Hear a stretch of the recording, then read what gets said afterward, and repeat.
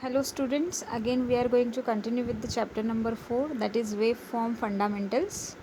And in today's lecture we are going to learn about two types of file which are available, that is global.asax and waveconfig files. So the first question is write a note on global.asax. So this is again one theory question which will be asked in theory paper. So as in case of as we learn so many practicals, in that situation we are taking waveform. So waveform is .aspx page, okay, and which is again having .cs file also. But other than that, there are some files which are by default present, like there is one file web.config. In one of my lecture I have shown that this particular file we have not taken, but as we are taking the website, by default that particular file is present for each and every web page. So similarly we are having some files which are not visible, but we can take if we want, or if we are having the requirement for such type of file, like in case of global.asax. Basically this particular file used to store the global information, like if you want to store how many times specific page is visited by the how many number of customer, that if I want to find. So with the help of this particular file and application class, we can find out the record that how many users have visited the particular web page.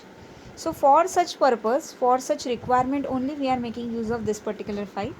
So now we are going to start with the theory part. I have already added the example for the same that we are going to learn later. So global.asax allows you to write code that runs in response to system level event, such as the application starting, session ending, and application error occurring, without having to try and shoehorn that code into each and every page of your site. So basically the two files which I have named in first slide, that is global.asax and waveconfig. These particular files, if we are making some modification in this particular file, then that modification will be applied for each and every page. It's not the case that only for single page it is applied. This particular file are system level, means in simple words we can say that these are the projects file. We will not having more than one web.config file or more than one global.aspx file for asx file for a project. We are having only one .asx file and only one .config file for each and every project. I am talking about each and every project, means each and every website which is having multiple pages. So whatever settings we will do in all these file global.ax and web config will be applicable to all the web pages which are present inside the website. So just remember that sentence they have specified. Each and every page of your site will get all the settings which we have done in global.asax as well as in web config file. Global.aspx file is also known as ASP.NET application file. Is an optional file that contains code for responding to application level events raised by the ASP.NET or by HTTP module. So as I said, this particular file you will not be able to see when we are taking a website. The second file, that is web config file, will be by default present. But if we want, if there is a requirement, then we can have this file. How to take this file, that I have already specified in the next slide. The global ASAX file resides in the root directory of the ASP.NET based application. So where you will find this particular file? In the root directory, that is root folder. And the global.asax file is parsed and dynamically compiled by the ASP.NET. We don't need to run this particular file. You just need to write the code. When you will run the remaining web pages, that time all the settings which we have done in global.asax will be applied, or we can say that are compiled. So we don't need separate execution of this particular file. We never run this file. Just remember this. The global.asx file itself is configured so that any direct URL request for it is automatically rejected. External users cannot download or view the code written within this file. Basically, this particular file is present or system level file. So this particular file you will not import for other project, or you cannot export this particular file. This file is very secure file, so this is the reason why it cannot be used in other programs or other websites. For each and every website we are having this single file, global.asx. So all the configurations which we have done, that will be applicable for that particular website only. For new website you have to take new global.asx file, and in that you can copy the code which you have written for a previous website, but we cannot directly export this file or import this file. Just remember this. So as I said, there can be only one global ASPX file per application, and it should be located in the application root directory only. You will get this file in this directory only, and no need of recompilation. Means once we have executed the website for the first time, this file will get compiled. So next time if we are running the same website, all the web pages will be reloaded, but this file will not be reloaded. That is, recompilation is not occur in case of this file. The global ASX file contains two types of events are there. So there are two types of event, means events which are fired for every request and events which are not fired for every request. So these two types of event are there. So now we are going to see first event, that is events which are fired for every request. So there are so many events means there are so many methods actually which we can make use of. First one is application underscore begin request. This event raised at the start of every request for the web application. Then we have application authenticate request. This event rose just before the user credentials are authenticated. Credential means if we have set the password, okay, so all that checking will be done because of this particular event. And once the user is properly authenticated, means his identity is checked, then and then only we will move further for the execution. Next event is application authorize request. This event raised after successful completion of authentication with user's credential. This event is used to determine user's permissions. Means now authenticate means checking the identity, and authorization means checking the rights or the type of services for which that particular user is applicable. Okay, so that is authorize request. So there is difference in authenticate and authorize. Okay, application resolved request catch. This event raised after completion of authorization request, and this event used in conjunction with output catching. With output catching, the rendered HTML of a page is reused without executing its code. So resolved request means if you are authorized one, then what, for which query, or if you have requested anything, then that particular request will be resolved in resolved request catch. Then we have application acquire request state. This event raised just before session specific data is retrieved for the client and is used to populate session connection for current request. Acquire request state means if there is a request for a session means we are having login session. It's not the case that once we log into the system, so we will remain login for lifetime. After a certain time, depending upon the timeout value which is set in web.config file, we will be login to the system, and after that particular timeout occur, we will simply get the session logout message. So the information related to session is basically we can say that store when this particular event acquire request state event occur. So it receives or it retrieves the session specific information about the client. Then we have application pre-request handler execute. This event call before the appropriate HTTP handler execute the request.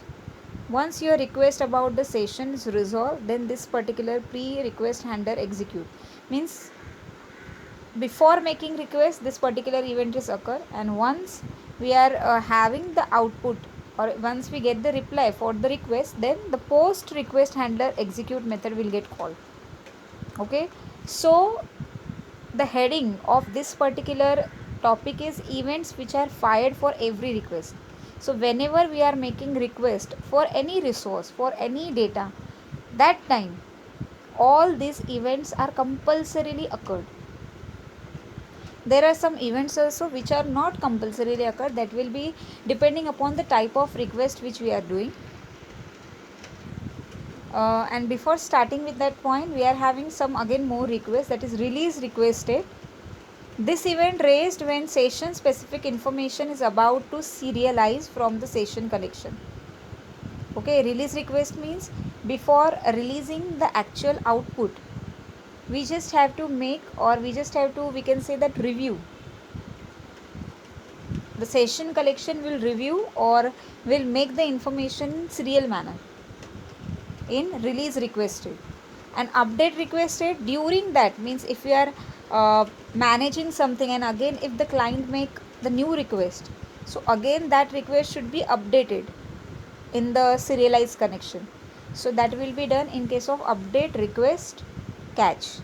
Okay, so this event basically raised just before information is added to the output catch of the page. Application end request, this event raised at the end of each request write before the object release. So these are the events which are compulsory or which will get fired 100%. And there are some events which are not fired for every request, like application underscore start. This event raised when the application startups and application domain is created.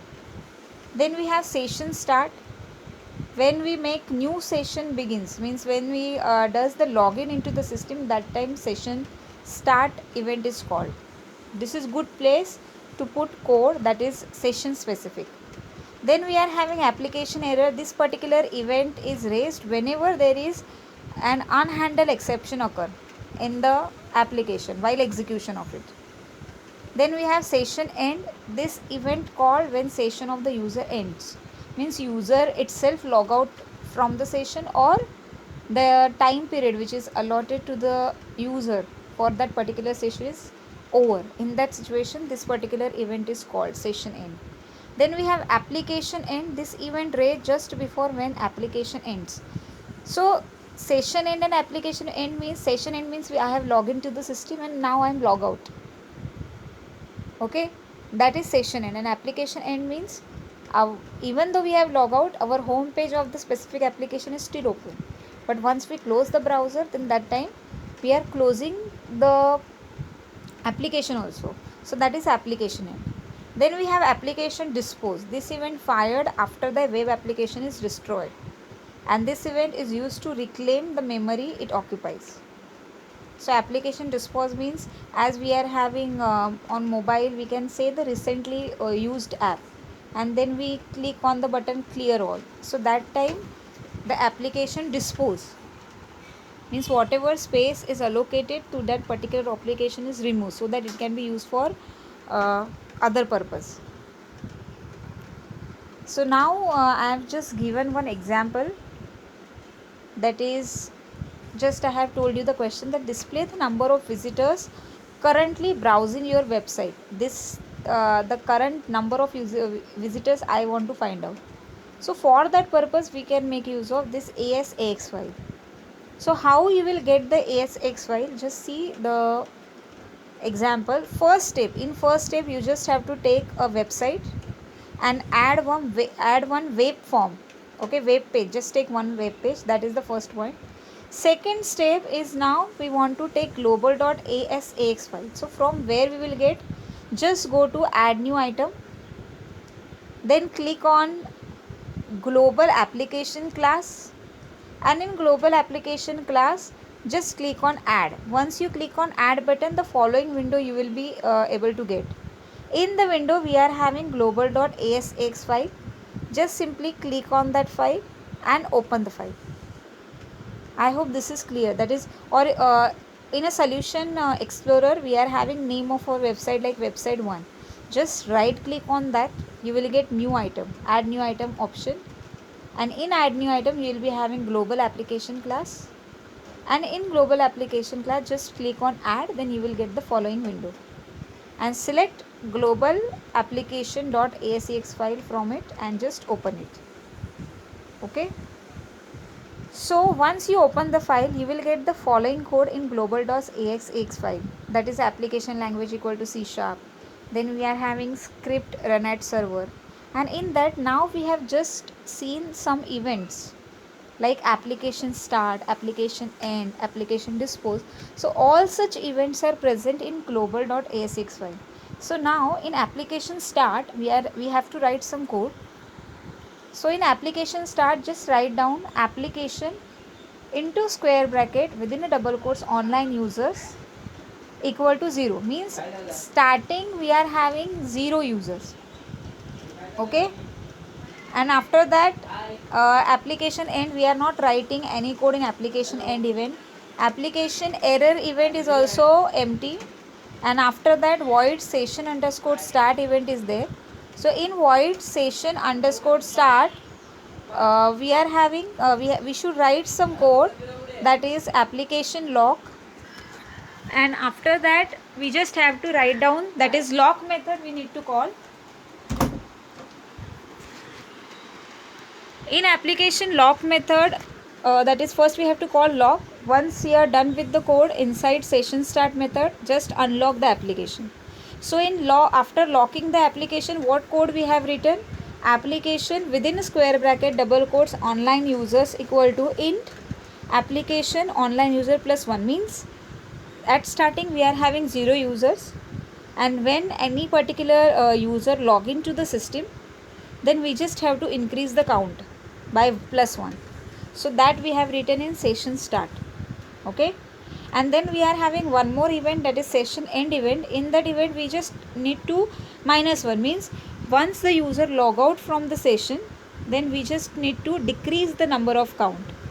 Means for example as we are attending the Zoom lectures, so in that whenever any participant log into the system, then to the host will get message as admit. Okay, once we admit we got the number of participant as 1. Like that, if suppose 5 participant has admitted, then we will get the count for the participant as 5. And suppose because of any reason particular participant automatically thrown out of the session, or just that particular participant has clicked on leave meeting session, so the count at the host end will be 4. So that particular thing we are performing. So basically this is done at the host level.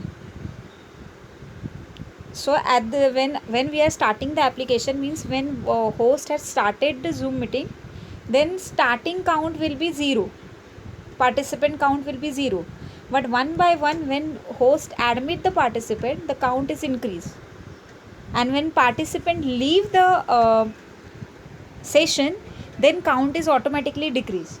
So for that purpose we have written this code. I hope this is clear to you. Now as we, because of virtual online teaching, we are making use of Zoom app, because of which this can be this example will be definitely helpful for you to understand the code which we have written in session start and session end. I hope this is clear to you. So this much code you have to write inside global.asx file. Definitely this particular code will give you the count. Okay, and now the count is stored inside the global.asx. I want to display that count. So for that purpose, initially the web page which we have taken, in that we just need to write some code. So that code is, just see global.default.aspx page. As the first step of your of our program is, just take a web page, and in that just take one just take a website, and in that take one web page. So in a web page you are going to write this code, that is where you are going to write. By default everything is displayed. Okay, we are having page directive, after that we are having html head tag, then head tag close, then body. Within a body we will be having form tag, within a form tag we will be having div tag. So within div tag you just need to write one line, that is visitors count. This is the message or text which will be displayed on the browser. And after that, now from that global.aspx file we just have to fetch the count of visitors which is stored inside that file when we execute the website. So in that situation, just to take that value from global.aspx, the code which we have written, that is global.aspx file. So if you want to take code from any such file, system files, then you just have to write down triangular brackets, then we have percentage, then it is equal symbol, and after that application within square bracket online users. This is the variable which we have created for the application to store the count. So that the same variable name we are using dot toString, because the count is in integer format, and if you want to display then it should be converted to string, and then only we will display the output.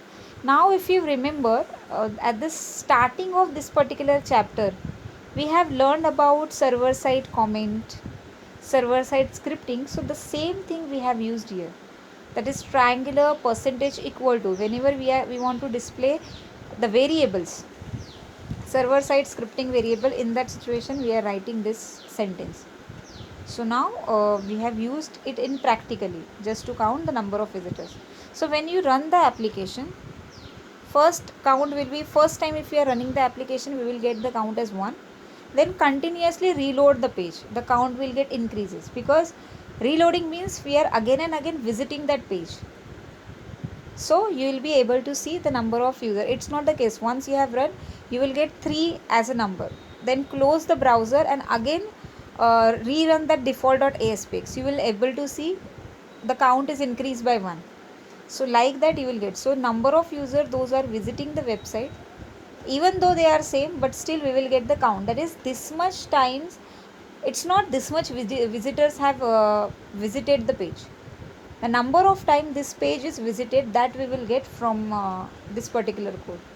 Okay, so this is about global.asx file.